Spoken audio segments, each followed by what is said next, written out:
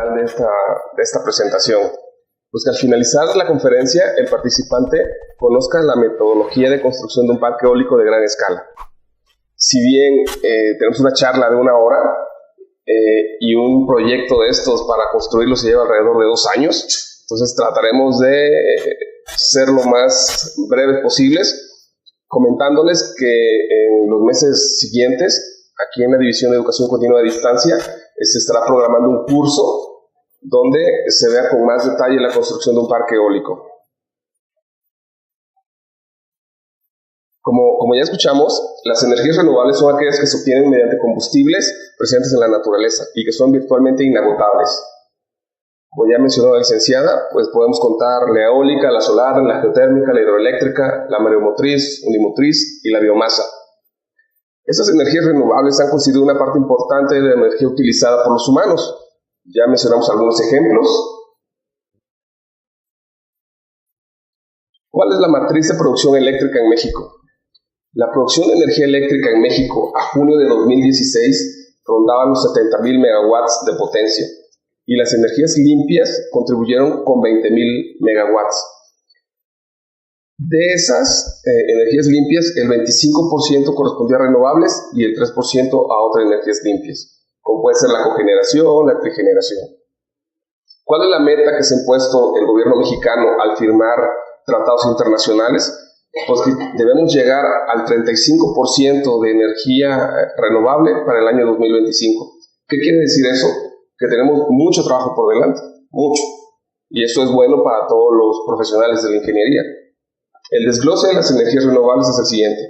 El primer lugar en México es la hidroeléctrica, Chiapas en primer lugar, con muchas centrales hidroeléctricas, Peñita, Chicoacén, etc. La eólica está en segundo lugar con el 4.5 con 3.000 megawatts instalados, la geotérmica con 925, el bagazo que es biomasa con 755 y la fotovoltaica con 270 megas. Y por último el biogás con 80 megas instalados. Estos son datos de la Secretaría de Energía. Me permití anotar aquí algunos argumentos a favor de las energías renovables. Si bien en nuestro país ya se les ha dado un auge importante, todavía hay algunos obstáculos en algunos sectores de la población que debemos solventar para que las energías renovables tengan el crecimiento que se requiere en México. Es una alternativa real.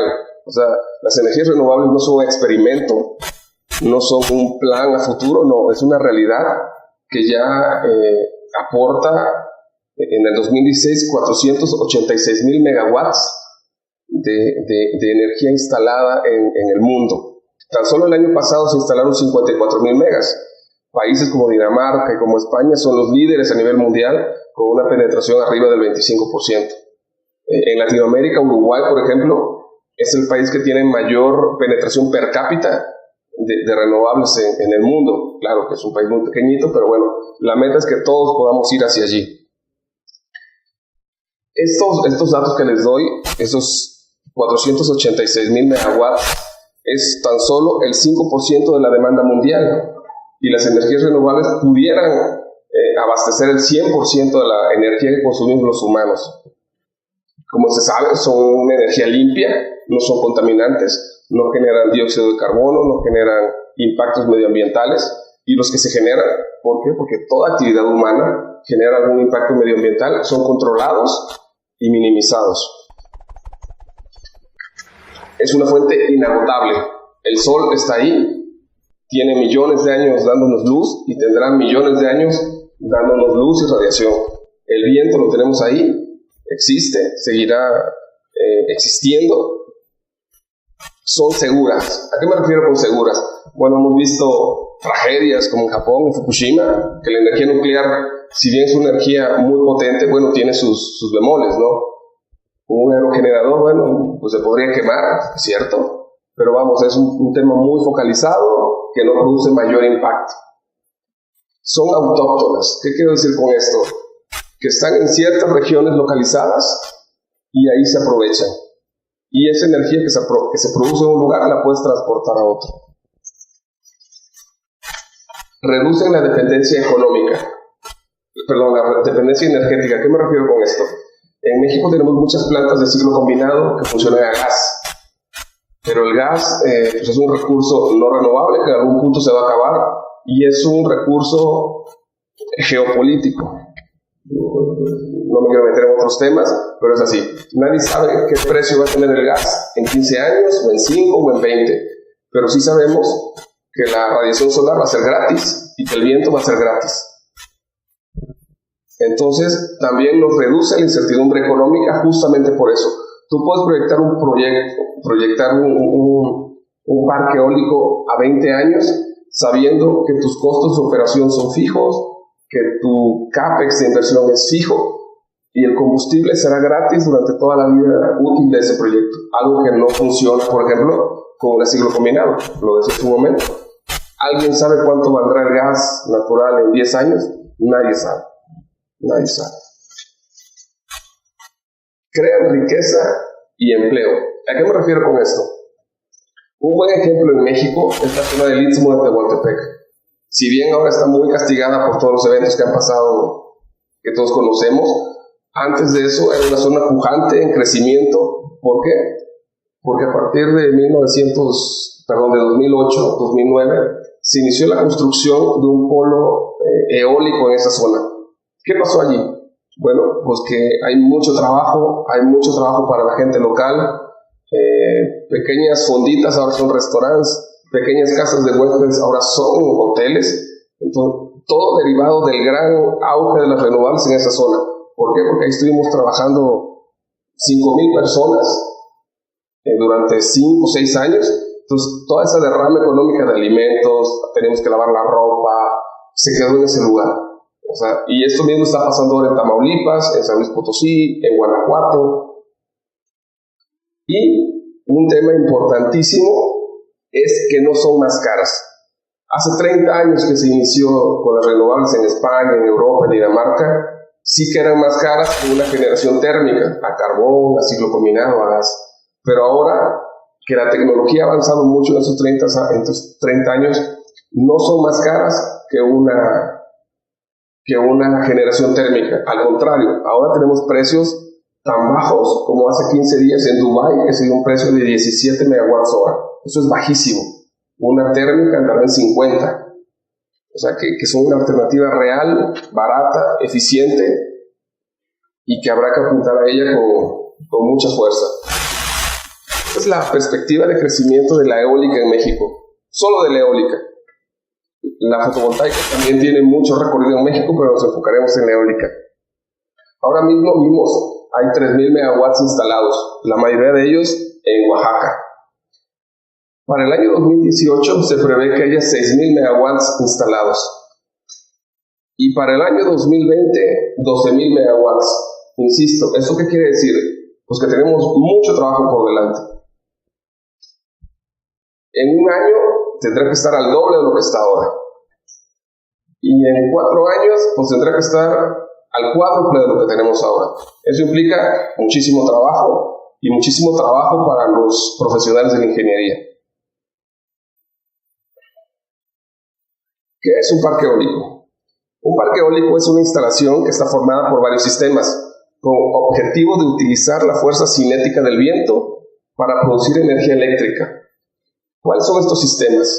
Son los aerogeneradores, que son el alma de un parque eólico, los viales y cimentaciones, la red de media tensión, la subestación elevadora, una línea de transmisión y un punto de interconexión. ¿Qué es un aerogenerador? Un aerogenerador es una máquina diseñada para aprovechar la fuerza cinética del viento. La fuerza cinética del viento mueve un rotor que a su vez mueve un generador eléctrico y genera electricidad. Hace 30 años esos aerogeneradores eran muy pequeñitos, de 100 kilovatios, de 200. Los primeros que instalamos en México eran de 850 kilovatios. Ahora en México hemos instalado aerogeneradores tan grandes como de 3 megas, o sea, 3,000 megavatios. Cada vez más grandes, más potentes, a mayor altura y mucho más eficientes. ¿A qué me refiero con eficientes? podemos pensar que estos aerogeneradores funcionan mejor cuando hay mucho viento, pero ahora con la tecnología tan avanzada y con rotores mucho más grandes que tienen un área de batido mayor, o sea, captan más viento, estos aerogeneradores funcionan con velocidades de viento mucho más bajas. Entonces, ¿qué ocasiona esto? Pues que tenemos todavía más áreas para poner aerogeneradores.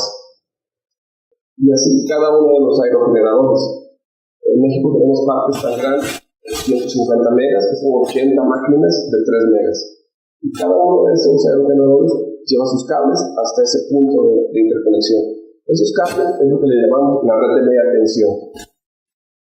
La subestación elevadora. Esa es una subestación donde toda la producción de estos aerogeneradores converge para cambiar algunas características y que pueda ser mejor utilizada por la red nacional. ¿A qué me refiero con esto? Un aerogenerador regularmente produce 1000 volts, elevamos a 34.5 en la base de ese aerogenerador y en una subestación elevadora, como su nombre lo indica, subimos a 115.000, 230.000 o 400.000 volts, dependiendo del punto de interconexión que nos haya dado la autoridad. ¿Cuánta autoridad? La CFE. Nos dicen dónde interconectamos y en qué voltaje necesitan esa energía. Con esa información construimos esa subestación elevadora. Tenemos que mandar esa energía a un punto de interconexión. Eso también lo da el SENACE, la CFE. Dice, ok, la energía de tu proyecto la necesitamos en este punto, con estas características, el voltaje regularmente. Entonces, pues ahora construimos una línea de transmisión para llevar esa energía allí. Y el punto de interconexión es el punto señalado por la autoridad para entregar la energía. Regularmente es una subestación ya existente que se hace una ampliación aquí.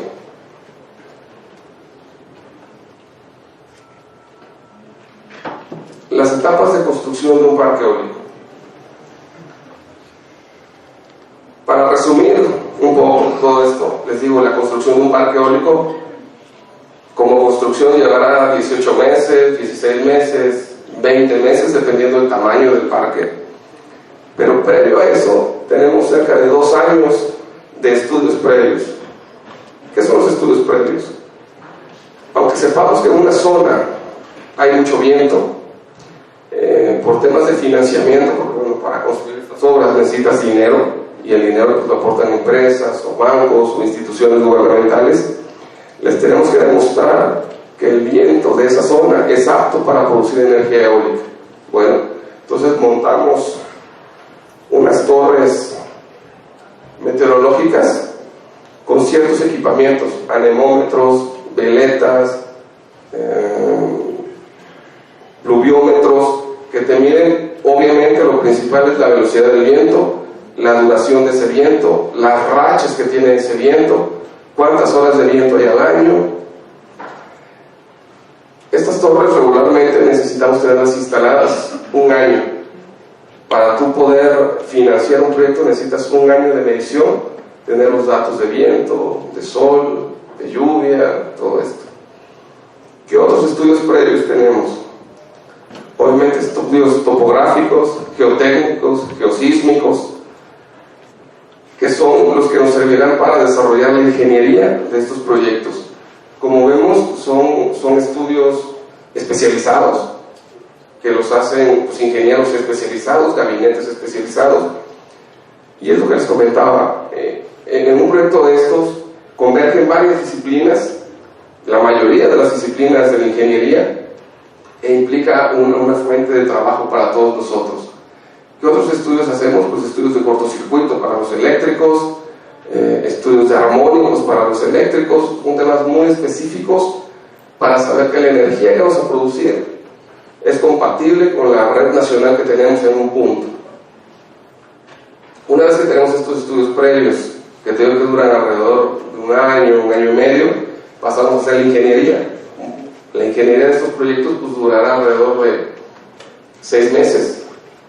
¿Qué ingeniería es? Pues toda ingeniería civil, eléctrica, de montaje, de control, de comunicaciones.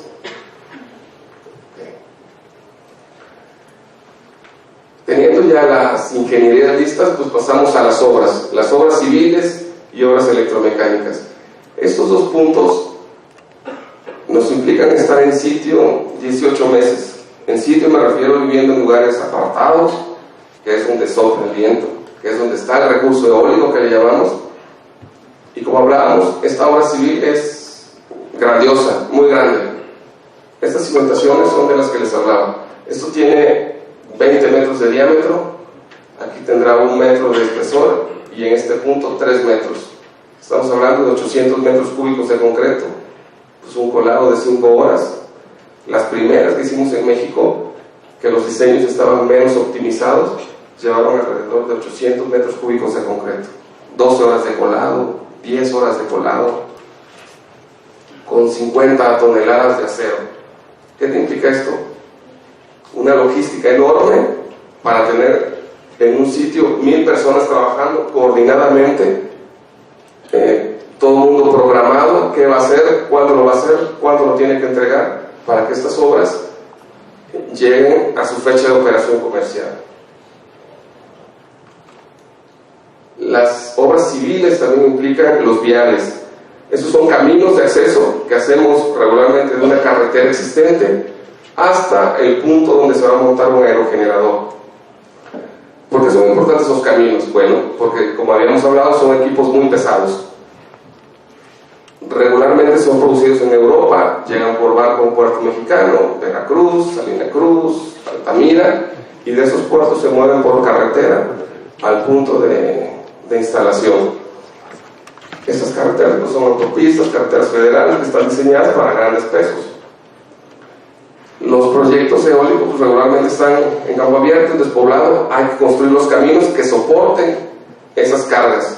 Vamos a meter por allí 120 toneladas de un nacelle, de un generador, 80 toneladas de un tramo de estos de 120 metros de altura, que vienen en tramos de 20 metros. Vamos a meter las palas, que miden 60 metros, que pesan 45 toneladas. Entonces, estos caminos tienen que estar diseñados para que aguanten ese tráfico pesado y todo el tráfico de la maquinaria de construcción. Igual, pues aquí intervienen geólogos, topógrafos, diseñadores, mucha gente para tener estas obras aptas para construir, para hacer el montaje. La obra electromecánica. La obra electromecánica abarca todo lo que es estos cables que les platicaba que llevan la energía de un aerogenerador a la subestación elevadora, la línea de transmisión, el punto de interconexión y el montaje de los aerogeneradores. Como ven, son cada una de estas pequeñas partes de la obra electromecánica es un proyecto por sí solo. O sea, construir una subestación son 20 millones de dólares, 10 meses de trabajo, con una planeación independiente, con un grupo de ingeniería independiente, con un grupo de construcción independiente. Lo mismo para las alimentaciones, lo mismo para los viales, lo mismo para la línea de transmisión. Es decir, un proyecto de estos pues son, lo que he dicho, 18 meses de trabajo, de 800 personas en un mismo lugar, todo el mundo coordinado, todo el mundo sabiendo qué tiene que hacer y cuándo lo tiene que hacer.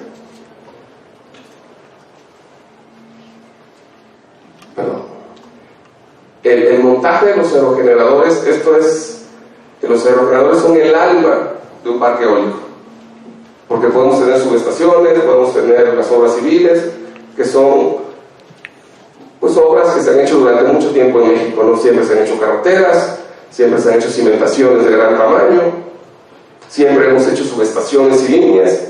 ¿Qué es lo novedoso en estos proyectos? Los aerogeneradores, que son estas estructuras, 120 metros de altura, 110 toneladas, otras 100 toneladas, girando a esa altura.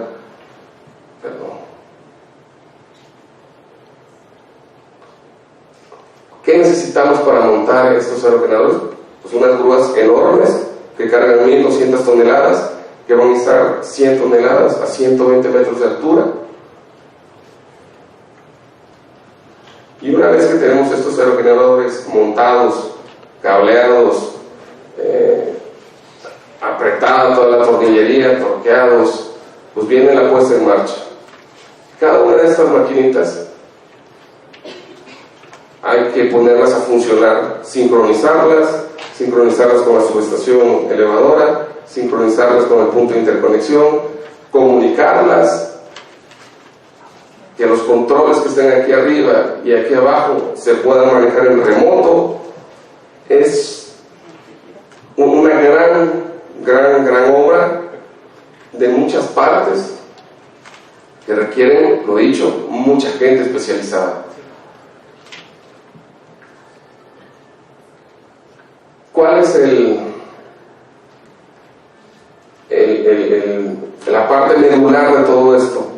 Que estas instalaciones se pueden controlar vía remota, es decir, un operador que está en Puebla, en el Centro Nacional de Control de Energía, puede apagar, resetear, bajarle la velocidad, controlar la producción de esta máquina que está ubicada en Oaxaca.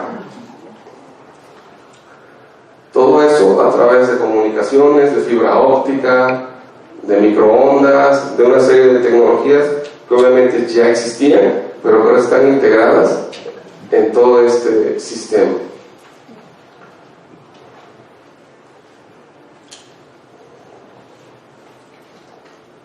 Esto es, a grandes rasgos, lo que es un parque eólico.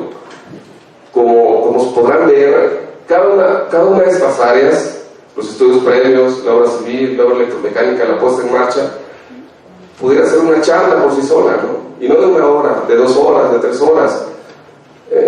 El curso que les platico que se va a programar, bueno, pues serán alrededor de 60 horas para ver con mucho más detalle cada una de estas partes, la programación, la parte medular de cada uno de estos ítems. Pero vamos, tan solo los estudios previos o la misma máquina, el aerogenerador, puede ser un curso por sí solo.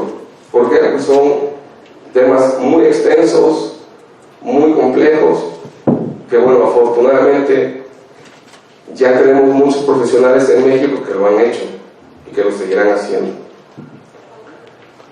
En estos breves minutos pues he intentado platicarles a grandes rasgos de qué se trata todo esto, pero vamos, insisto, cada uno de estos ítems es un curso por sí mismo. Espero que les haya servido un poco. Es una charla muy breve. Me gustaría tener más tiempo para contestar preguntas, alguna duda, alguna inquietud, que me parece que eso va a ser mucho más ilustrativo que seguirles hablando de todo esto, que bueno, finalmente en tan poco tiempo no podremos abarcar la magnitud de estos proyectos. Si alguien tiene alguna pregunta, algún comentario. Buenas tardes, mi nombre es Jorge Crespo. Sí, bueno. Con respecto al medio ambiente, sí, he tenido la oportunidad de leer algunas notas informativas. ¿Qué pasa con el aceite que se está filtrando al suelo? Ok, te platico. En la parte que vimos de estudios previos, estos estudios previos, también hay que cumplir con toda la normativa que nos exige el gobierno mexicano. ¿Cuál es esa normativa? Ante la Semarnat, ante el INA, ante la SCT, ante la CFE. Contestando un poco tu pregunta, Jorge, para construir un proyecto de estos, antes de tener la autorización de poner un pie ahí adentro, pues tenemos que hacer 2 estudios muy grandes. Uno es la manifestación de impacto ambiental ante la Semarnat, y en caso de que tuviéramos terrenos forestales, es decir, árboles, selvas, un estudio técnico justificativo. En esta manifestación de impacto ambiental tú especificas en un escrito qué vas a hacer, cómo lo vas a hacer, qué maquinaria vas a meter, cuántas toneladas de tierra vas a mover, cuánta agua vas a utilizar, cuánto aceite vas a usar, cuánta basura vas a generar, cuánta gente vas a tener trabajando, letrinas, aguas residuales. O sea, es un escrito completo de todos los impactos medioambientales que tú vas a generar por entrar allí. Eso la autoridad lo evalúa y te da el permiso o no. Te da un resolutivo. Y ese resolutivo tiene unas condicionantes de impacto ambiental. La autoridad te dice, sí, puedes construir este proyecto en esta ubicación, pero para hacerlo necesitas, no sé, tú vas a deforestar 10 hectáreas. En otro punto que él te señala, me vas a reforestar 60 hectáreas con ese tipo de árbol, o vas a poner un vivero, o vas a restituir el suelo. En algunos casos nos piden que los caminos, cuando ya se terminó de construir, se retiren. O sea, todos estos impactos que se producen ya están conocidos y van a ser mitigados. Obviamente, digo, toda actividad humana genera un impacto. Lo que estamos haciendo nosotros aquí todos unidos, pues está generando un impacto al ambiente. ¿Cuál es la finalidad de todo esto? Pues tratar de disminuirlos a lo máximo. Es cierto, en los periódicos han salido muchas notas, porque es cierto, estas son máquinas que, como toda máquina, fallan. O sea, un auto, tú lo sacas de la agencia, y si tienes mala suerte, en 2 meses, pues te falló algo. Bueno, pues así un aerogenerador de estos, que es una máquina, también puede fallar. Y es cierto, ha habido derrames de aceite, y para esto hay planes de contingencia. Uno de ellos, por ejemplo, es pues uno muy lógico, ¿no? Que vas y limpias las zonas que se contaminaron con manchas de aceite. Digo, no pensemos que son grandes cantidades. Un aerogenerador aquí arriba tiene un sistema hidráulico que utiliza 1000 litros de aceite. O sea, 1000 litros de aceite, pues es 1 metro por 1 metro por 1 metro de aceite. Hace, que sea, 2 años se están usando aceites biodegradables. Voy a meter un gol de la publicidad. SKF es una empresa sueca muy importante a nivel global, que ha investigado mucho y metió mucho dinero en I+D, investigación y desarrollo, y ya tenemos aceites biodegradables. Es decir, cada vez más estamos pensando en qué puede pasar. ¿Se puede derramar el aceite? Sí, bueno, entonces ese aceite debe ser biodegradable.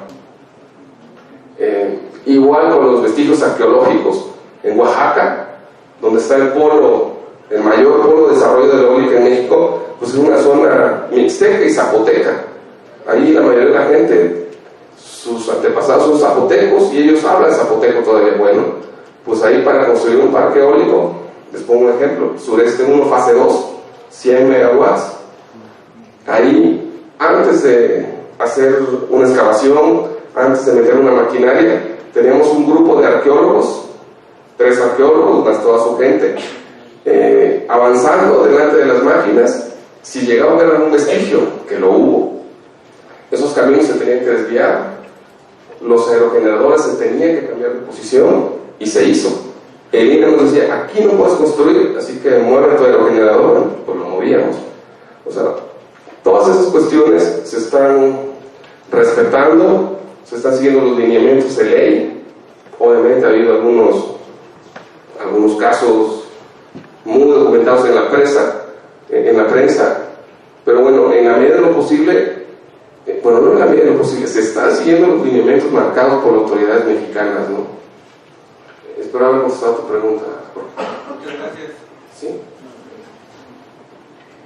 Buenas tardes, ingeniero Ramírez. Hace unos 20 o 25 años hay un campo, me parece que experimental, en el puerto de Xcalá, Quintana Roo. No sé si lo recuerdo usted. Bueno, quería preguntarle respecto a los resultados, porque fue un campo previo a la parte del istmo, de la Ventosa. ¿Cuáles fueron los resultados, si ustedes los tenían entonces? ¿No los tenían? No. Bien, y preguntarle también qué hay acerca de la construcción de posibles campos offshore, me refiero costa afuera. Claro. Ahora mismo en Europa, contestando a tu primera pregunta, no tengo datos de ese parque experimental. Conozco uno que está en la zona del Istmo, se llama La Venta 1. Estos son 5 aerogeneradores muy pequeñitos, de 450 kilowatts, o sea, muy chiquitos, que puso la Comisión Federal de Electricidad hace 20 años, precisamente para experimentar las condiciones del viento en la zona. Finalmente se vio que eran condiciones óptimas para producir energía eólica, y por eso el polo que se ha creado en el Istmo de Tehuantepec. Para el tema de los parques offshore, en México todavía no tenemos planeado hacer un parque offshore. ¿Por qué? Porque bueno, México es tan grande, con tantas áreas, que hacer un parque offshore pues, no tiene sentido todavía. ¿Por qué? Pues son inversiones mucho más fuertes. ¿Qué pasa en Europa? Pues Europa es un continente muy chiquito, si bien no es muy poblado, pero son áreas muy pequeñas.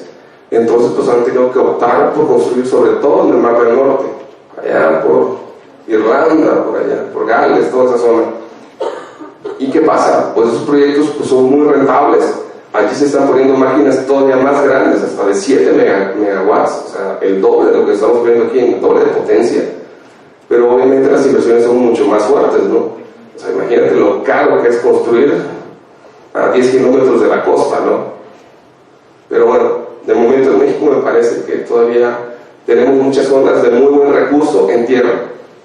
¿Cuáles son esas? Aparte de Oaxaca, pues Tamaulipas, San Luis Potosí, Guanajuato, Jalisco y muchas más que se están investigando, poniendo estas torres meteorológicas para medir el viento.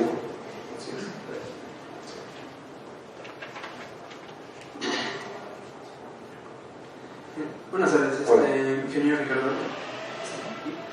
Bueno, mi pregunta sería, todas las partes del aerogenerador, estamos de acuerdo que vienen importadas de Europa, dadas su calidad, eficiencia y todo lo que ya está más que demostrado por empresas como Acciona o este tipo de empresas.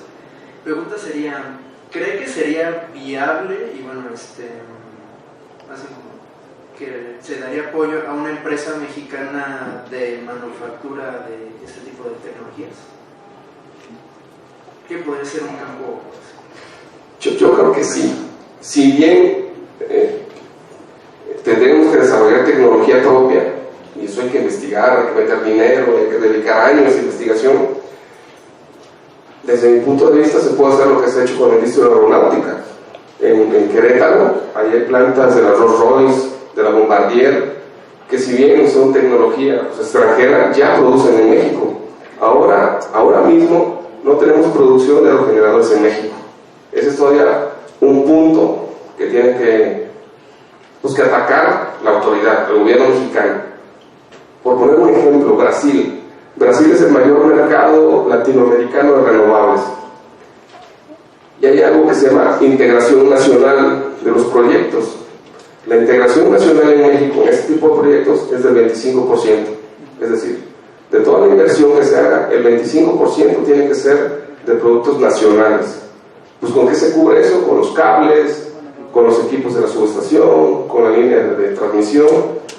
Pero tenemos el ejemplo de Brasil, que ese porcentaje de integración nacional es del 70%.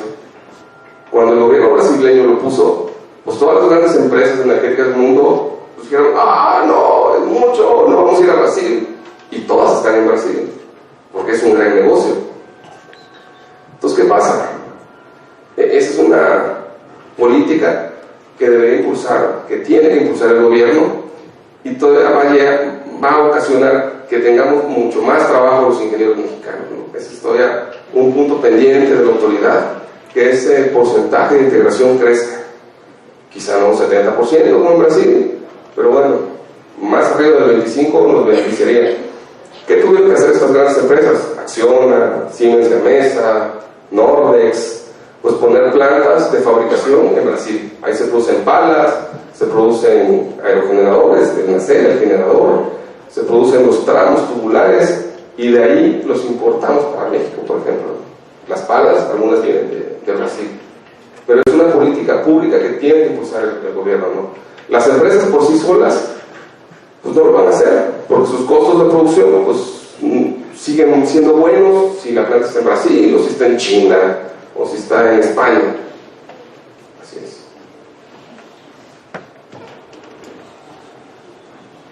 ¿Qué tal, Alejandro? Soy Salvador. Hola, Salvador. Yo tengo un par de preguntas. La primera de ellas es en relación al crecimiento de la energía eólica. Hablabas de unos 6 gigawatts para el 2018, de 12 millones de watts para el 2020, ¿no? La primera pregunta es en el sentido de el crecimiento de las zonas, ¿no? Es decir, muchas empresas están apostando por el istmo de Tehuantepec como desarrollo de polo, hay empresas que están metiendo todas las canastas, en todos los huevos en una misma canasta, y el resultado ya lo vimos, ¿no? Un terremoto de 8.2 grados en escala de Richter devastó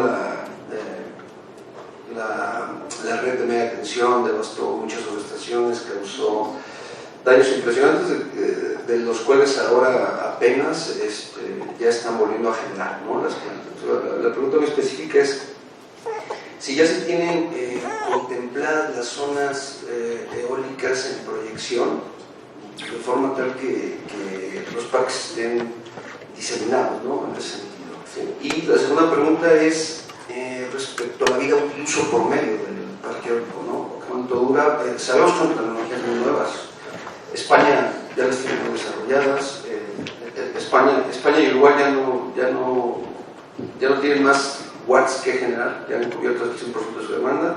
Entonces, nada más quería saber si existe alguna experiencia en el sentido del desmontaje del mundo parque eólico. Ok, la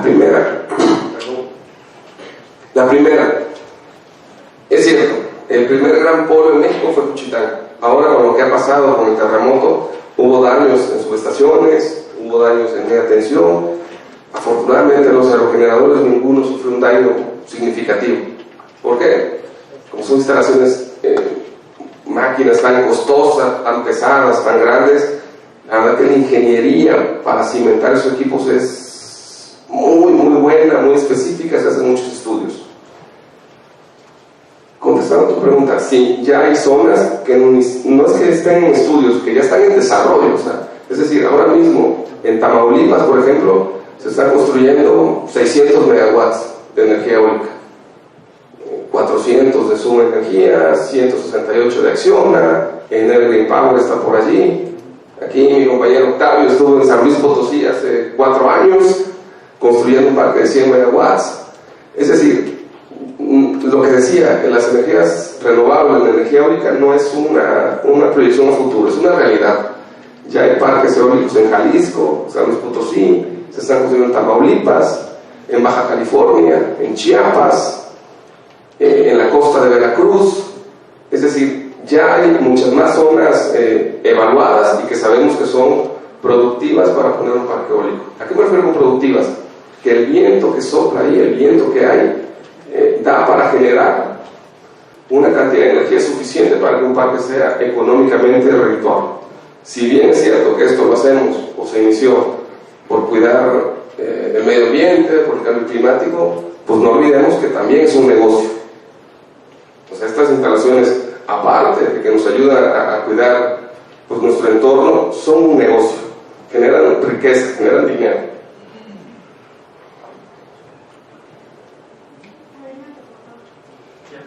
¿Qué tal, ingeniero? Una pregunta. ¿Construyen o tienen algo contemplado para un sistema de almacenamiento? Porque, o sea, bueno, tengo entendido que las baterías funcionan justo para como lidiar con este periodo de alternabilidad, ¿no? Cuando no hay viento. Dicen el clavo, uno de los grandes argumentos en contra de las renovables hace mucho tiempo, ahora menos, es la intermitencia de las energías renovables. No son una fuente constante de energía como pudiera ser una planta de ciclo combinado que 24 horas del día está recibiendo gas a través de un gasoducto. No. Las energías renovables son intermitentes, es decir, cuando hay viento, estas máquinas producen energía. Una planta fotovoltaica, cuando hay radiación solar, produce energía. ¿Cuál es la alternativa? Justamente las baterías.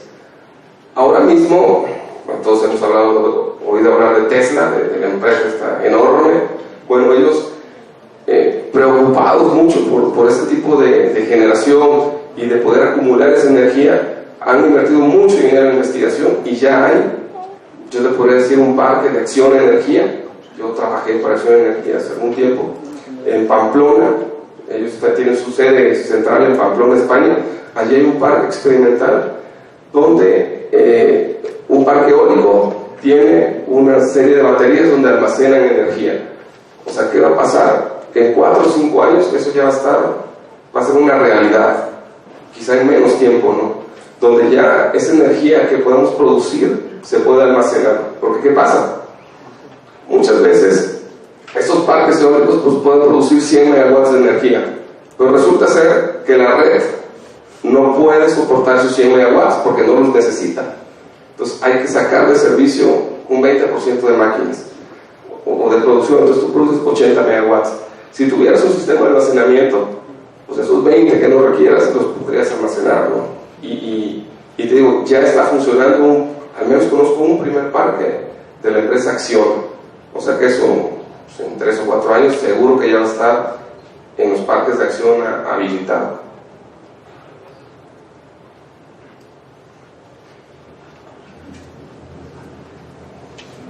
Buenas tardes. Hola. Soy licenciado Hernán Rodríguez. Mi pregunta va relacionada con si dentro de esta planeación de un parque eólico se tiene proyectado qué se va a hacer posteriormente con los materiales ya pasados su vida de uso, si se tiene planteado cómo se van a procesar, si se van a tirar, si se pueden reciclar, cuál sería, por ejemplo. Sí, oye, disculpa, se me olvidó contestar esa parte. Sí. En México estos parques tienen a partir de 2008 o 2009, es decir, todavía no llegamos a la vida útil de un parque, que considerando tu pregunta son 20 años.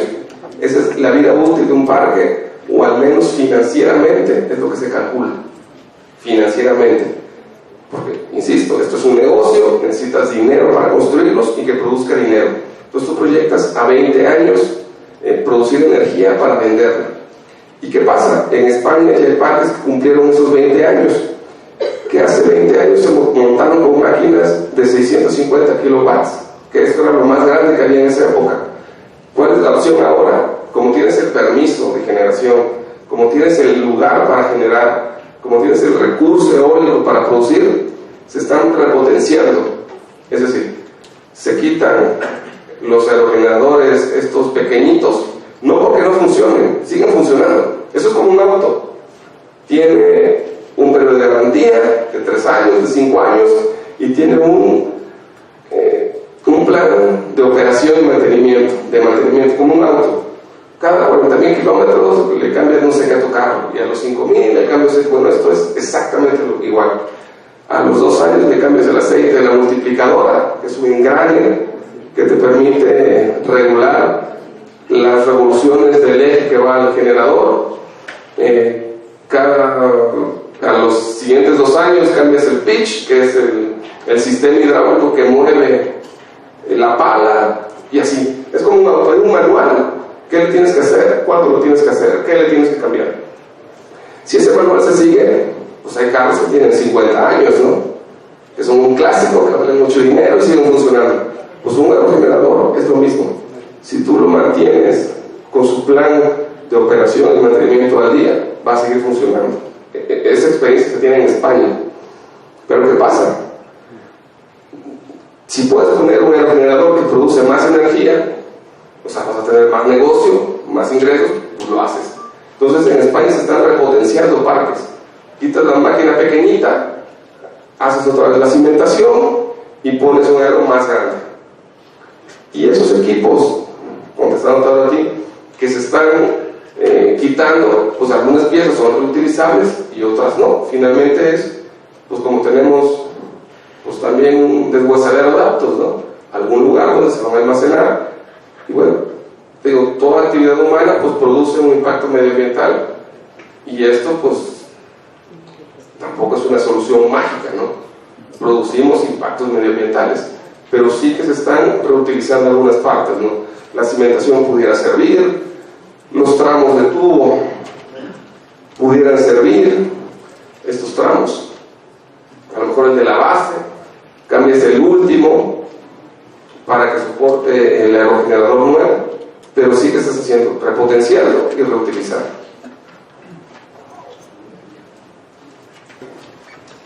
Si hay una paridad en los procesos de certificación de energía sustentable, que también ahorita está muy de moda, todo ser muy limpio, aquí en América pues nos rige más el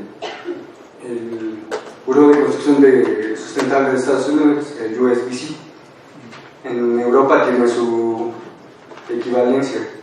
Entonces, también para el negocio pues se tiene que haber una certificación, una acreditación de los mismos ingenieros, y cómo es que casan esa parte de la experiencia y el profesionalismo para que finalmente es un negocio y yo voy a apostar al que esté calificado, experimentado, y quién es allí. Porque la CEMAR pues es más como un organismo interno, pero para poder también entrar al negocio, pero como profesionistas. ¿Ok? Ya. Sí te piden ciertas acreditaciones, como cuando vas a trabajar en una plataforma marina, que te piden pues, la libreta de mar y cursar un curso de seguridad. Bueno, esto es lo mismo. Para trabajar en un parque eólico, tú tienes que hacer 6 o 7 cursos. Trabajos en altura, rescates en altura, riesgo eléctrico en parques eólicos, primeros auxilios, no sé, 3 o 4 se me van. Combate contra incendios, no sé, son 6 o 7 cursos. Hay empresas que los dan, que están registradas ante la Secretaría de Trabajo y Previsión Social. Es decir, tú haces estos cursos y la Secretaría de Trabajo y Previsión Social te da tu constancia de que eres apto para trabajar en altura o que puedes hacer un rescate. Y eso es básicamente lo que se pide, ¿no? Y no son cursos caros. No tengo en la cabeza cuánto cuestan, pero entiendo que no son caros. Se pueden tomar, por ejemplo, en Juchitán, en Puebla y otra, y son las 2 que conozco. Voy a dar el gol, se llama Salvacón, la empresa, si alguien se interesa. Tienen página de internet y todo, y ahí habrá informes. Pero digo, son 6 o 7 cursos que los tomas en 4 días, y con eso ya tienes tus constancias de que puedes trabajar en un parque eólico, sobre todo en altura, que ese es el mayor riesgo que tenemos ahí, y el arco y choque eléctrico, ¿no? Entonces. Buenas tardes. Disculpe, una sola pregunta. A la luz de la ley de la industria eléctrica, ¿los parques eólicos se pueden considerar de ubicación específica?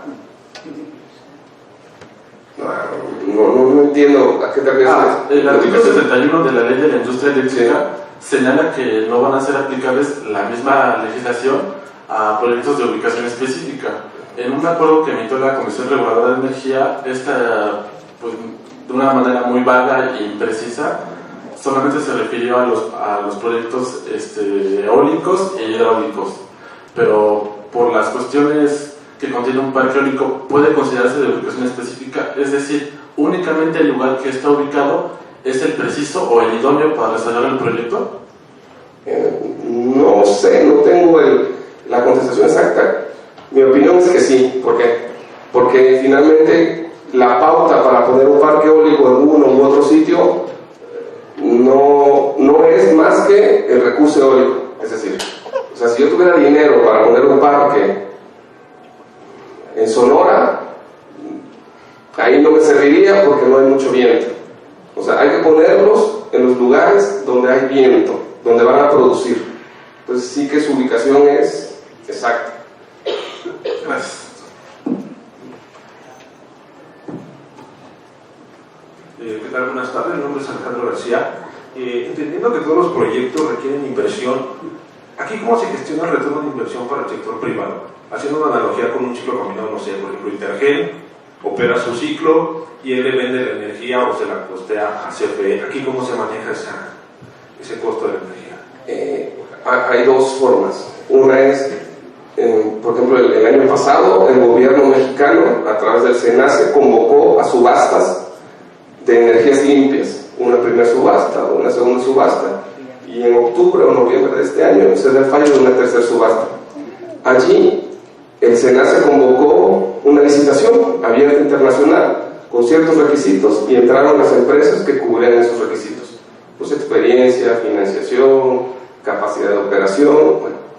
Y ahí estas empresas dijeron: yo tengo 1000 megawatts o X cantidad de energía y gobierno mexicano te la vendo a $38 el megawatt hora o a $28 el megawatt hora. Cada quien empujó por un precio y el gobierno, de acuerdo a la zona, decidió a quién asignar.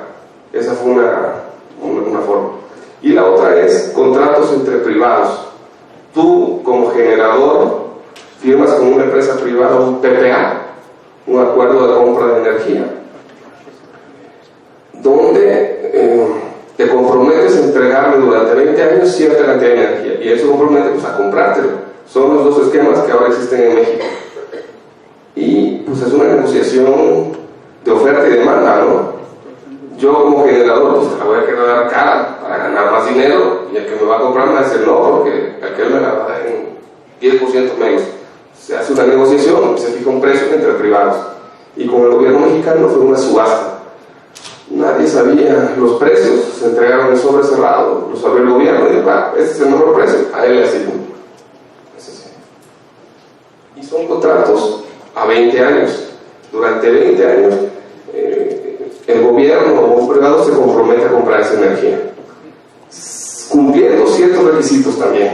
O sea, no todo es miel sobre hojuelas. Tú tienes que cumplir una disponibilidad, es decir, del 100% de producción tienes que garantizar que esa producción va a estar al 98% siempre, por ejemplo. Ese es un contrato que me tocó verlo con un privado. ¿Por qué? Porque entre más energía te compre él a ti, menos tiene que comprarle la CFE y ahorra más dinero, ¿no? Porque regularmente estos contratos entre privados, pues, ¿cuál es el dulce? Pues que la energía es más barata que con CFE, un 5, un 10%. Por general, la mayoría de lo que me ha tocado construir y ver son este tipo de losas. Así es. No se le ponen amortiguamientos, es cierto, esto está a 120 metros de altura. Tú si estás arriba de esos aerogeneradores, que me tocó estar ahí a 80, 120 metros de altura, tú los ves de lejos y parece que están totalmente quietos, pero cuando están funcionando se bambolean, ¿no? Tienen un cierto bamboleo que subes y pues las primeras veces te mareas hasta que te acostumbras. Pues eso, pues, ¿qué te produce? Pues un momento abajo, ¿no? Y esas cimentaciones están diseñadas para soportar esos momentos.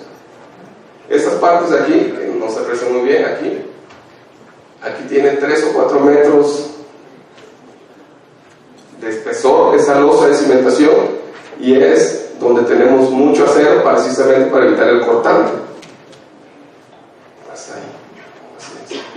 ¿Cuál es la otra? Los tubulares. Estos tubulares son de placa de acero rolada y soldada para formar el tubo. Y entre tubo y tubo, estos tubos miden 120 metros y son 5 tramos de 20, o 5 tramos de 24, 25, lo que sea.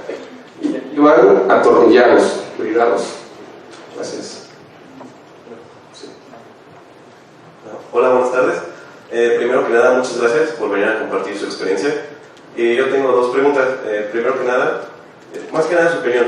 ¿Cuál es su opinión acerca de los microaerogeneradores que se ubican en zonas urbanas, que es la nueva tendencia en Europa? Y segunda, ya hemos visto las ventajas en sí de la aerogeneración, pero ahora, con base en su experiencia, ¿cuáles son los impactos negativos por así decirlo, económicamente, socialmente y sobre todo ambientalmente? Gracias. Okay. La microgeneración, es cierto. Por un lado, la industria está haciendo aerogeneradores cada vez más grandes, porque produces más en el mismo sitio, ¿no? En México, el primero que me tocó instalar en el 2011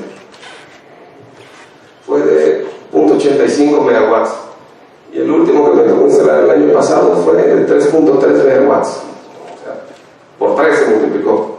Pero es cierto, también hay una tendencia a hacer microgeneradores que se pueden poner en una industria, en una casa, en un edificio. Me parece que las dos opciones son buenas, dependiendo pues para qué lo usas, ¿no? O sea, en una casa, pues imagínate poner esto, es una locura, ¿no? Pero en cambio, si tú en tu casa pones 2 microgeneradores que te pueden producir lo que tú consumes, es una opción magnífica, ¿no? Eso en la fotovoltaica ya se está haciendo, por ejemplo, ¿no? En Europa, en Alemania, hay pueblos enteros que tienen autogeneración fotovoltaica, y eso ya está entrando en México. Es decir, tú pones 3 o 4 paneles y con eso abasteces tu casa. De entrada, es una inversión fuerte, pero que en 2 o 3 años la amortizas. Es lo mismo con los aeros, ¿no? Y la otra era los impactos.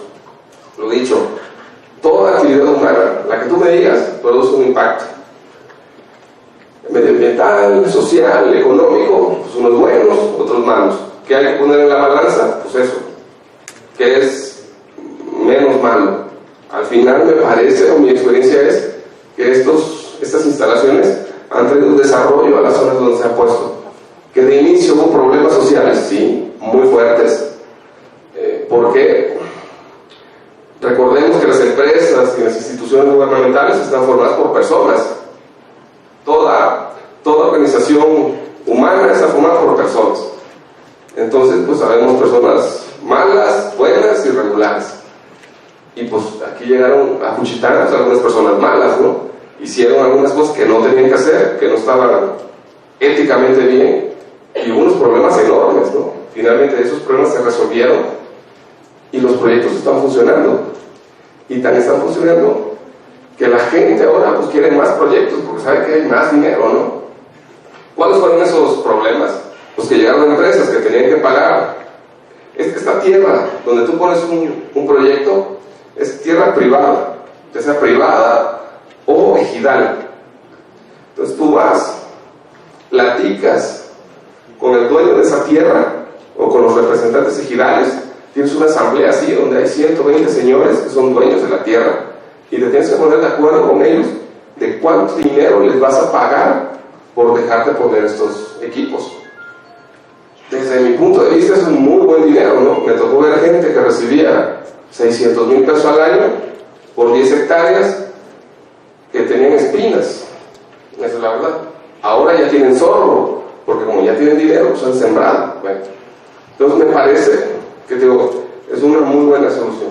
Y estas personas que llegaron a hacer, pues en lugar de pagar lo justo, pues les ofrecieron pues, una bicoca. Y mucha gente, por ignorancia, porque no sabía de qué iba esto, firmó. Se construyó un primer parque con unos precios ridículamente bajos.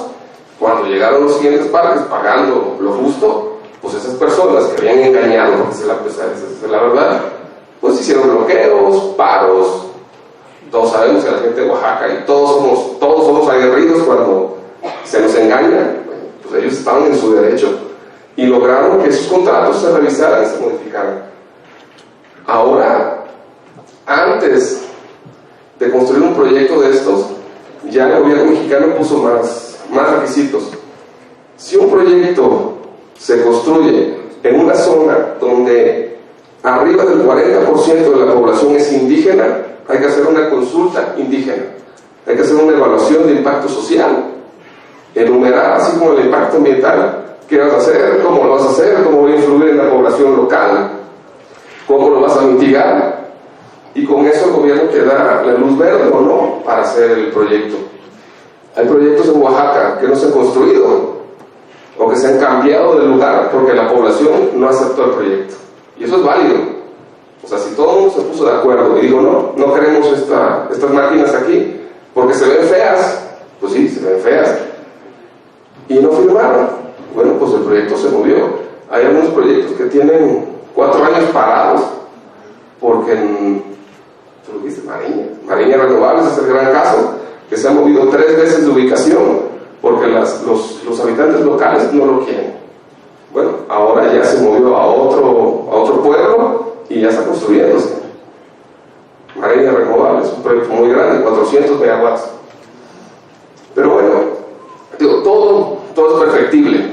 Finalmente, en el 2008, 2009, que esto se inició, pues eran los primeros proyectos, nadie sabía, los extranjeros que venían pues no conocían la idiosincrasia del mexicano y menos la idiosincrasia de Oaxaca. Nosotros no sabíamos de qué iba esto. Entonces, bueno, pues fue prueba y error, como muchas cosas que se hacen en la vida, hasta que esto está funcionando muy bien desde mi punto de vista. Y cada vez la autoridad se ha involucrado más y ha puesto más requisitos, más candados para que las poblaciones locales se sientan cómodas con estos proyectos.